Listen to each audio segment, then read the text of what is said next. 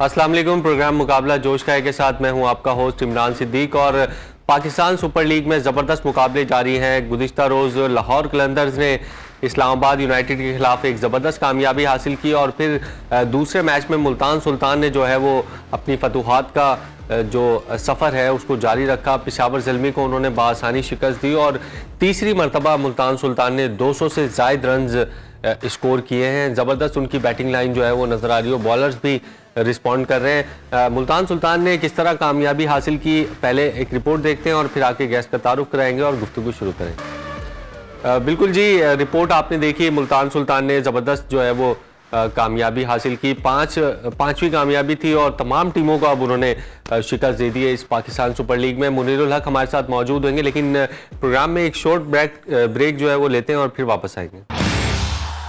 Break के बाद खुश आमदीद और मुल्तान सुल्तान और पेशावर ज़ल्मी के दरमियान जो गुज़िश्ता रोज़ मैच हुआ उस पर बात करेंगे। मुनीर साहब हमारे साथ मौजूद हैं, सीनियर तज्ज़िया का। मुनीर साहब, आप रिजवान को आउट करें, शान मसूद को आउट करें तो शुएब मकसूद आ जाते हैं, फिर रायली रोसो आ जाते हैं, फिर सबसे ख़तरनाक टिम डेविड, अगर वो भी आउट हो जाएं तो खुशदिल शाह। इंतहाई ख़तरनाक बैटिंग लाइन मुल्तान सुल्तान की और अब उन्होंने तमाम जो पाँचों टीमें हैं पाकिस्तान सुपर लीग की उन तमाम को शिकस्त दे दी है, तो वो स्ट्रॉन्ग कंटेंडर हैं टाइटल के लिए।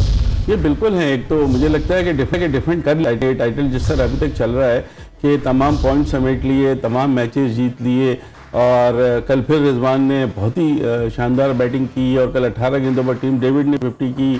फिर बॉलिंग में देख लें तो बिल्कुल वन साइडेड वो मैच कर दिया, 57 रन से हार गया। हालांकि मैन कटिंग ने आखिर में 4-5 छक्के लगाकर थोड़ा सा मैच को इंटरेस्टिंग इंटरटेनमेंट किया था, लेकिन फिर भी 57 रन की शिकस्त तो बहुत बड़ी शिकस्त होती है। तो जिस तरह मुल्तान सुल्तान खेल रही है या जिस तरह पिछले सीज़न उन्होंने ख़त्म किया था उसी को कंटिन्यू किया है और लग ये रहा है कि मुल्तान सुल्तान, अब देखते हैं कि पहला मैच कब तक, कहीं ऐसा ना हो कि तमाम के तमाम मैचेस जीत कर ये फिर पहुंच जाएं प्लेऑफ में। एक बैड डे आपका किसी भी टूर्नामेंट में ज़रूर आता है, तो वो अगर बैड डे इनका लीग मैचेस में ही आ जाए तो अच्छा है। ऐसा ना हो कि क्वालिफायर या एलिमिनेटर में कोई बैड डे हो और इतनी मेहनत जो है उनकी ज़ाया चली जाए। नहीं, बिल्कुल आप सही कह रहे हैं। एक बैड डे हर टीम पे आता है, लेकिन अब जिस तरह ये खेल रहे हैं, अब उस बैड डे में शायद किसी एक खिलाड़ी का गुड डे हो तो वो भी वो मैच जीत जाए या कुछ हो। लेकिन अभी तक देखिए, हम बात कर रहे हैं कि जो अभी तक मैचेस हुए हैं, आगे फ्यूचर का कुछ नहीं पता है कि क्या होना है। अभी तक जो हम बात कर रहे हैं उसमें तो कोई झोल नज़र नहीं आ रहा हमें, कहीं से कोई झोल नज़र। इमरान ताहिर भी विकेटें ले रहे हैं। अच्छा, ये चेंजेस कितनी कर रहे हैं? अब तक आप ये देखें कि ये 16-17 खिलाड़ियों को आजमा चुके हैं।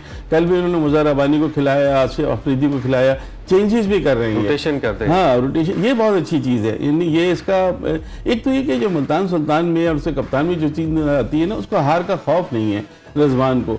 और टीमों को खौफ होता है क्योंकि जाहिर है किसी ने 2 मैच जीते हैं, किसी ने 4 मैच हार गई है, तो उनको खौफ है।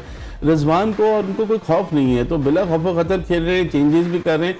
चेंजेस करने से ये कि उनको रिप्लेसमेंट का पता है।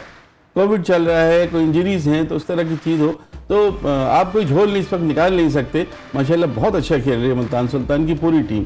कम्बिनेशन बहुत अच्छा है, बैलेंस बहुत अच्छी है टीम और जज्बा बहुत अच्छा नज़र आ रहा है। बिल्कुल, बैलेंस बहुत अच्छा है और तीसरी मरतबा पाकिस्तान सुपर लीग ने 5 मैचेस में 200 रन का हिस्सा जो है वो अबूर किया है और सबसे ज़्यादा जो हाईएस्ट चेज था पाकिस्तान सुपर लीग का वो भी उन्होंने किया। कल के मैच में भी बहुत ज़्यादा बाउंड्रीज लगी। फूट पांडा बाउंड्रीज में पहले बाउंड्रीज देखते हैं और फिर दोबारा गुफ्तगू जारी रखेंगे। बाउंड्रीज आपने देखी।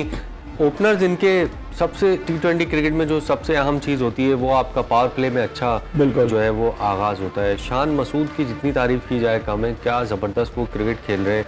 प्रॉपर क्रिकेटिंग शॉट्स के साथ भी वो 150-160 के स्ट्राइक रेट से जो है वो खेल रहे हैं, जिसकी वजह से रिजवान को भी थोड़ी हेल्प मिलती है और जो नीचे जो बैटर्स आते हैं उनको एक अच्छा प्लेटफॉर्म मिलता है।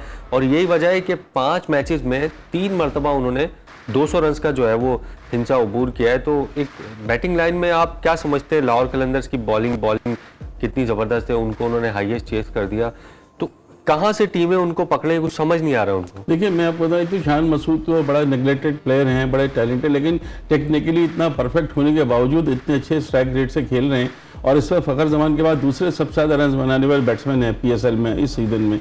तो उनकी तो खैर कल 35 रन बनाए, लेकिन वो भी बहुत अच्छे थे क्योंकि बाद में कसर पूरी कर दी थी रिजवान ने और फिर टिम डेविड ने आके, तो तारीफ करनी पड़ेगी क्योंकि दूसरे नंबर पर टॉप स्कोरर में हमें नजर आ रहे हैं, तीसरे नंबर पर रिजवान नजर आ रहे हैं। तो ये दोनों जिस तरह टीम को लेकर चल रहे हैं, खुशदिल शाह कभी बॉलिंग में कर देते हैं, कभी कल 7 गेंदों पर 21 रन का उनका बनाना, 300 के स्ट्राइक रेट से खेलना। टिम डेविड ने कल 18 गेंदों पर 50 की, फास्टेस्ट पॉल स्टर्लिंग के साथ इस सीजन की। तो हर चीज़ तो उनकी बहुत अच्छी जा रही है, बॉलिंग भी उनकी बहुत अच्छी जा रही है। देखिए आप उनकी बॉलिंग में भी कोई झोल नहीं निकाल सकते, किसी भी तरह से कोई चीज़ ऐसी नज़र नहीं आ रही कि जिसको, वो जो एक चीज़ आती है ना, जब एक टीम जीत रही होती है ना, तो जो टीम का हौसला बुलंद होता है ना, तो उसमें उनकी खामियां भी खत्म हो जाती हैं, सारी चीज़ें पॉजिटिव हो रही होती हैं, नेगेटिव चीज़ कोई नज़र नहीं आती। तो वो चीज़ हमें मुल्तान सुल्तान में नज़र आ रही है। दूसरे पेशावर दलमी को कल देखें, जो उनके कप्तान हैं वहाब रियाज, वो मुझे प्रॉपर फिट नहीं लग रहे बॉस। कल भी आखिरी गेंद थी, उन्होंने कराई, गिर गए थे, 4 मैचों में कोई विकेट नहीं ली, कोई विकेट नहीं ली, और कल तो 55 रन उन्होंने दिए हैं और उसके बाद एक वाइड का चौका भी उनके ओवर में लगा। तो ये चीज़ें उनकी मैनेजमेंट को सोचनी होंगी, क्या इनकी फिटनेस का इशू है, क्योंकि वो मैं देख रहा था कि चिड़चिड़े भी हो रहे हैं। नॉर्मली इतना नहीं होता जितना कल हमने उनको देखा, और फ्रस्ट्रेशन थी। अगर वो फ्रस्ट्रेशन रहेगी तो उसका इफेक्ट फिर पूरी टीम पे आएगा। तो पेशावर की टीम भी इतनी बुरी वहाब रियाज की आपने बात की, तो सर्फ एक्सेल सख्त नर्म मोमेंट्स में कल जो पेशावर ज़ल्मी में मिस फील्डिंग जो बहुत सारी की, उस पर वहाब रियाज जो है ग्राउंड में काफ़ी गुस्से में नजर आए। वो देखते हैं और फिर गुफ्तगू जारी रखें। काफ़ी गुस्से में नजर आ रहे हैं, और जब आपकी टीम ना जीत रही हो और आप इंडिविजुअली परफॉर्म भी ना कर पा रहे हो, तो गुस्सा जो है वो बनता भी है। वहाब रियाज काफ़ी उम्मीदें पाकिस्तान सुपर लीग के टॉप विकेट टेकर हैं, और हमेशा पेशावर ज़ल्मी की जीत में उनके किरदार जो है वो नुमाया रहते हैं, लेकिन इस मरतबा कोई विकेट उन्होंने नहीं ली। आपने जिस तरह पॉइंट आउट किया कि शायद फिटनेस का कोई इशू है, मतलब किस तरह रिकवर हो सकता है अब क्योंकि उन्होंने 2 ही मैच जीते हैं, 5 मैच उनके शायद हो गए हैं। मुश्किल होगा आने वाले दिनों में उनके लिए प्ले ऑफ में जाना। नहीं देखिए, मुश्किल तो होगा, इसलिए कि वो जो कम्बिनेशन है उनका वो बन नहीं पा रहा। जब टीम हार रही होती है या इस तरह की पोजीशन होती है, तो लिविंगस्टन की भी कोई अपडेट नहीं आ रही, शायद वो नहीं, अभी तक शायद वो पहुंचे नहीं है। अच्छा, ज़ज़ाई भी देखिए ना, कल ज़ज़ाई के कल 25 रन बनाए थे, तो 17 गेंदें हो चुकी थी। ज़ज़ाई इस तरह के प्लेयर है कि 17 गेंदों पर वो 50 रन बनाते हैं। इसका मतलब है कि उनसे भी कल वैसे शॉट नहीं लग रहे थे जिस तरह की वो पावर हिटिंग करते हैं। तो और ख़ास तौर से वहाब रियाज का देखिए, पहले दिन वो गिर गए बॉलिंग कराते हुए, कल भी लास्ट बॉल उन्होंने की तो वो स्लिप हुए थे। कोई इशू उनके साथ चल रहा है, फिटनेस का इशू चल रहा है, कोविड से रिकवर हुए हैं, क्या चीज़ है, ये मैनेजमेंट को बहुत सीरियसली सोचना होगा बॉस। क्योंकि शोएब मलिक भी कल मैंने देखा, शोएब मलिक और टीम डेविड दोनों जो शॉट लगे थे मिस क्यों हो रहा था, हवा में गेंद जा रही थी, एक दफ़ा बच गया, एक दफ़ा वो आउट हो गए, तो प्रेशर बहुत नजर आता है। 223 रन का प्रेशर तो होता है आपके ऊपर, तो फिर आपको ज़रूरत होती है ज़्यादा जैसे बैट्समैन की, या आपको पहली विकेट की पार्टनरशिप बहुत अच्छी मिल जाए। जब वो चीज़ें नहीं हो रही थी तो फिर मैच तो बिल्कुल एक तरफा हो ही गया था, और मेरा ख्याल अगर वो नहीं चलते बैन कटिंग तो शायद 100 रन से ये मैच हार जाते। अभी तो 57 रन से हारे हैं। तो इनकी मैनेजमेंट रन रेट जो है वो उनका काफी नीचे चला गया है। 2 मैच वो बड़े मार्जिन से जो है वो हार गए। तो माइनस में पेशावर को एक जो थोड़ा सुकून है ना इमरान, वो ये कि कोयटा और कराची की परफॉर्मेंस भी इतनी अच्छी नहीं चल रही है, क्योंकि 4 टीमें प्लेऑफ में पहुंची, तीनों के दरमियान मुझे लग रहा है कि हाँ, ये थोड़ा सा उनके लिए मुकाबला होगा। तो रन रेट भी साथ साथ देखना पड़ता है, क्योंकि आखिर में जाके दोनों टीमों के किसी भी 2 टीम के पॉइंट्स यकसा हो सकते हैं, तो रन रेट की बुनियाद पर फैसला होता है। प्रोग्राम में वक्त हुआ एक ब्रेक का, ब्रेक के बाद वापस आकर आज कराची किंग्स जो है वो इस्लामाबाद से मध्य मुकाबले होगी, उस पर बात करेंगे। प्रोग्राम में एक मरतबा फिर खुश आमदीद। गुज़िश्ता रोज़ जो मैच हुआ उस पर हमने काफ़ी बात की। आज कराची किंग्स की टीम जो है वो इस्लामाबाद यूनाइटेड के मध्य मुकाबले होगी। काफ़ी ख़तरनाक टीम है इस्लामाबाद यूनाइटेड, और कराची किंग्स को अपनी पहली जीत की जो है वो तलाश है। हो सकता है कि आज क्रिस जॉर्डन भी उनके स्क्वाड में खेलते हुए नजर आए, जबकि मोहम्मद इलियास की जगह जो उस्मान शिनवारी आए थे वो भी सिलेक्शन के लिए दस्तयाब हैं। मुनीर साहब क्या समझते हैं, दोनों के आने से बॉलिंग थोड़ी बेहतर होगी? क्योंकि इस्लामाबाद की अगर हम बैटिंग देखें तो वो तो मजबूत बॉलिंग लाइन को भी उसी तरह खेल लें जैसे मतलब कोई मसला ही नहीं है उनके लिए। तो कराची की बॉलिंग लाइन तो बहुत ज़्यादा वीक है। क्या समझ, और मुल्तान सुल्तान ने जो उनके खिलाफ किया था ना स्पिनर्स के साथ आगाज़, तो वो एक टैक्टिक थोड़ी सी उनको काम जरूर आई थी। तो क्या समझते हैं कराची किंग्स को भी थोड़ी सी अपनी हिकमत अमली तब्दील करनी पड़ेगी? पहले तो जो कराची किंग्स की जो थिंक टैंक है, खास तौर से वसीम अकरम, उनसे पूछना चाहिए कि क्या समझ के टीम आपने तरतीब दी थी। उन्होंने ये सोचा था कि मोहम्मद आमिर और क्रिस जॉर्डन है, तो फिर खुद समझ नहीं आई उनको। हाँ देखिए ना, आप खुद देखें, सिर्फ खामोशी से वो बैठे हुए। एनीबडी को एक्सपेक्ट कि 4 के 4 मैच कराची किंग्स अपने होम ग्राउंड पर हार जाएगी? नहीं, इतनी पैथेटिक परफॉर्मेंस तो है ही नहीं। ये हाल था बॉलिंग में कि आपको आमिर यामीन और मोहम्मद इमरान जूनियर से बॉलिंग करानी पड़ रही थी। अब उनके पास आप देखें जिन जिन खिलाड़ियों ने भी वसीम अकरम को कम परेशान नहीं किया, आप स्टैट देखें।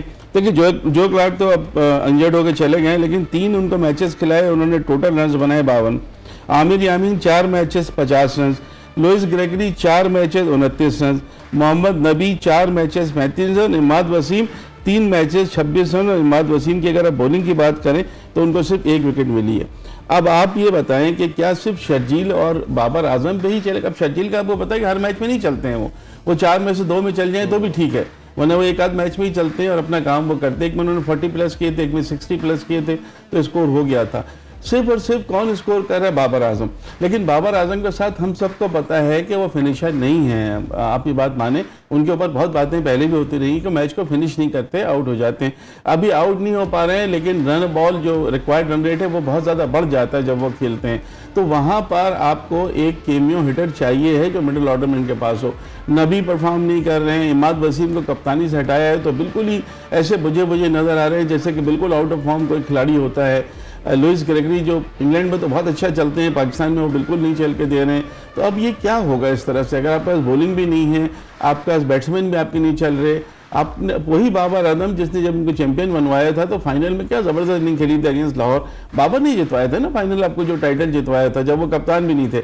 लेकिन अब आप देखें कि कप्तान है, सब कुछ है, खेल रहे हैं अपनी जगह, लेकिन उनको साथ साथ एक प्लेयर ऐसा चाहिए है जो रन अप बॉल वाली जो चीज़ होती है रिक्वायर्ड रन रेट, उसको मेंटेन करके रखे। वो चीज़ हमें यहाँ नज़र नहीं आ रही, जो सबसे पहली ज़रूरी चीज़ है। अब आपने बताया कि आज क्रिस जॉर्डन आ सकते हैं और उस्मान शनवारी को भी खिलाया जा सकता है, तो शायद दस्तयाब हैं दोनों। अगर उनका भी क्वारंटीन पीरियड पूरा हो गया है, क्रिस जॉर्डन की तो लाजमी, अगर आज उनको नहीं खिलाएंगे या शनवारी को नहीं खिलाएंगे तो फिर किसको खिलाएंगे? खिलाना चाहिए। शनवारी भी आपको पता है कि कभी कभी बहुत अच्छी बॉलिंग कर जाते हैं, नॉर्मली वो इतने एवरेज बॉलर हैं, लेकिन कभी कभी उनका अनप्रेडिक्टेबल, कभी कभी बहुत अच्छी। और क्रिस जॉर्डन तो आपका दुनिया में मशहूर है डेथ ओवर्स के सबसे अच्छे बॉलर। इतनी उनकी पिटाई नहीं होती डेथ ओवर्स में, कभी उनके ओवर में 20-20, 25-25 रन नहीं बनते। तो ये एडवांटेज उठाना चाहिए, क्योंकि आज तो डू और डाई है boss.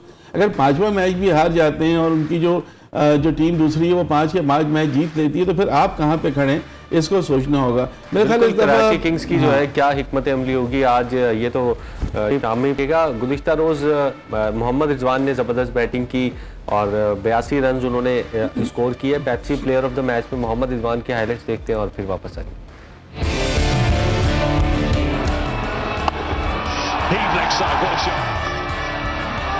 What a shot that is, what a shot.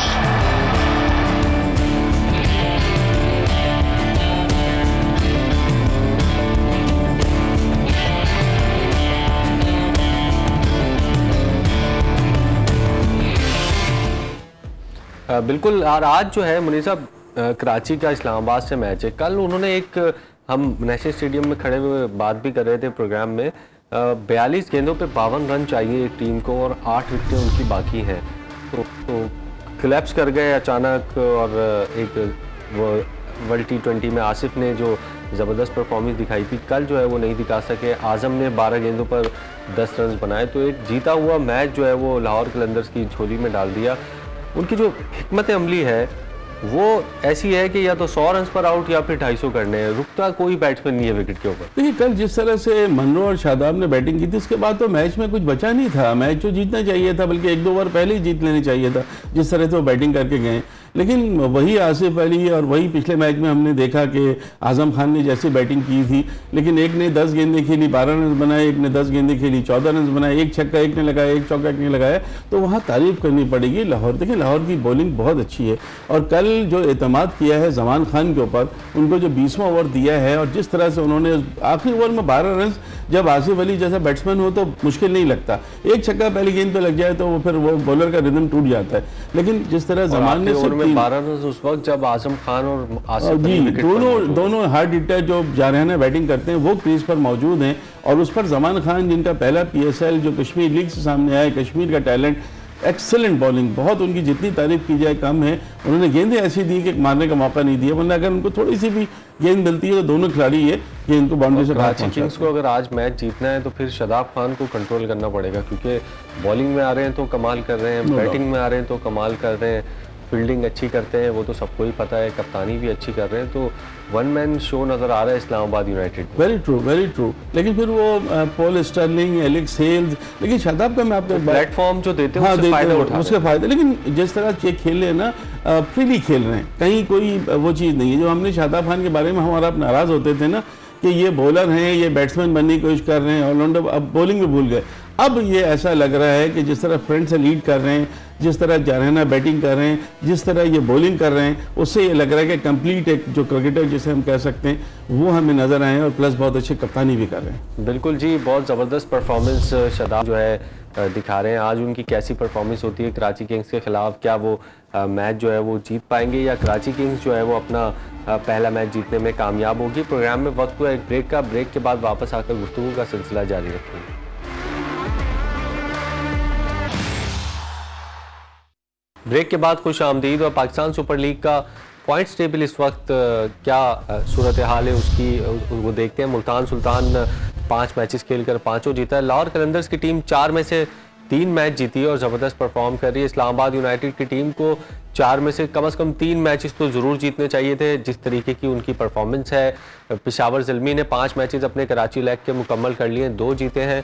Quetta Gladiators ने 4 खेले हैं और 1 में कामयाबी हासिल की है, जबकि कराची किंग्स 4 मैचेस में शिकस्त का जो है वो सामना करना पड़ा है। तो अब सिर्फ कराची में 2 मैचेस बाकी हैं, इस्लामाबाद यूनाइटेड और कराची किंग्स का, और कल जो है लाहौर कलंदर्स और कोयटा ग्लैडिएटर्स मध्य मुकाबिल होंगी, जिसके बाद ये लीग जो है वो लाहौर शिफ्ट हो जाएगी।